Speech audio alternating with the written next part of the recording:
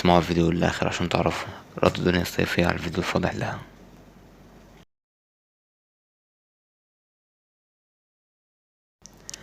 الجزائرية دنيا الصيفية تكشف حقيقة الفيديو الفاضح. بعد ما انتشر يا جماعة مقطع فيديو مخل للجزائرية دنيا الصيفية على مواقع التواصل الاجتماعي، وهي يا جماعة طلعت في فيديو رد على كل اللي حصل، وقالت إن كل المقاطع الفضائح المنتشرة على مواقع التواصل الاجتماعي إنها مش تبعها. وجماعة الجزائرية دنيا الصيفية عندها اكتئاب شديد طبعا بسبب الإشاعات اللي طلعت عليها. وفي يا جماعة إشاعة تانية بتقول إنها هربت من الجزائر لفرنسا، ولكن الكلام ده مش صح، كل ده إشاعة. وهي يا جماعة متواجدة في الجزائر عادي ومراحتش فرنسا. بس كده يا جماعة، وكده نكون وصلنا لنهاية فيديو النهاردة عن الجزائرية دنيا الصيفية تكشف حقيقة الفيديو الفاضح.